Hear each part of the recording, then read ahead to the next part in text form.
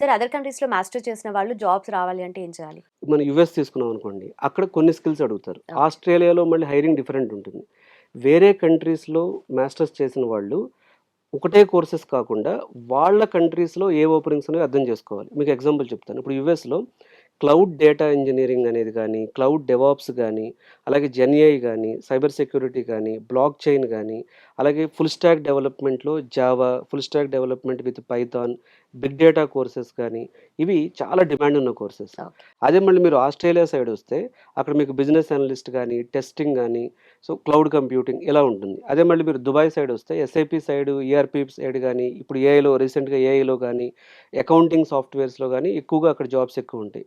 ఇలా ఒక్కొక్క కంట్రీలో ఒక్కో రకమైనటువంటి డిమాండ్ ఉంటుంది. సో, ఫస్ట్ ఇప్పుడు అబ్రాడ్‌లో మాస్టర్స్ చేసేవాళ్ళు అక్కడ ఆ కంట్రీలో ఉన్నటువంటి డిమాండ్ ఉన్న స్కిల్ అనేది ఫస్ట్ చూజ్ చేసుకోవాలి. ఆ కంట్రీకి కావాల్సినటువంటి స్కిల్స్ వేరీ అవుతాయి. ఓకే. ఇప్పుడు మనం యూఎస్ మాట్లాడుకుంటే క్లౌడ్ సైడ్ ఎక్కువగా చాలా బావుందక్కడ. తర్వాత సెకండ్ పాయింట్ వచ్చేటప్పటికి అక్కడ ఎప్పుడు ఎలా ఉంటుంది అంటే వాళ్ళు కొన్ని ప్రాజెక్ట్స్ చేసిన ఎక్స్‌పీరియన్స్ ఉన్న వాళ్ళని తీసుకుంటారు. హ్మ్. కాబట్టి ఆ ప్రాజెక్ట్స్ ఎక్స్‌పీరియన్స్ అనేది రెజ్యూమేలో మెన్షన్ చేయగలగాలి. అంటే ఇప్పుడు అక్కడ ఫర్ ఎగ్జాంపుల్ ఒక మాస్టర్స్ అయిపోయిందండి. మాస్టర్స్ అయిపోయిన వాళ్ళు కూడా వాళ్ళ దగ్గర నుంచి ఒక 5-6 ప్రాజెక్ట్స్ చేసిన అనుభవం అనేది అక్కడ ఎక్స్‌పెక్ట్ చేస్తారు.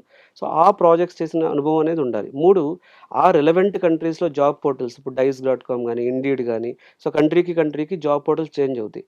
అక్కడున్న జాబ్ పోర్టల్స్‌లో జాబ్ డిస్క్రిప్షన్‌లో ఏ స్కిల్స్ అడుగుతున్నారు, ఏ టూల్స్ అడుగుతున్నారు. ఎందుకంటే మనకి ఇండియాలో హైరింగ్ ఎక్స్‌పెక్టేషన్ డిఫరెంట్ ఉంటుంది. అక్కడ డిఫరెంట్ ఉంటుంది. ఇప్పుడు మన దగ్గర ఇక్కడ ఎలా ఉంటుంది? 3 ఇయర్స్, 5 ఇయర్స్ కూడా ఒకటే స్కిల్ మీద పనిచేస్తాడు. హ్మ్. కానీ అక్కడ ఏమవుతుంది 6 మంత్స్‌కే మారిపోతుంది. అంటే ఓకే. ఒక ప్రాజెక్ట్ ఇచ్చి మళ్ళీ ఇంకో ప్రాజెక్ట్ ఇంకో స్కిల్ మీద అడుగుతారు.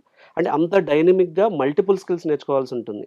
ఇలాంటివి గాని చూసుకుంటే అక్కడ కూడా జాబ్ తెచ్చుకోవడం అనేది పెద్ద విషయం కాదు.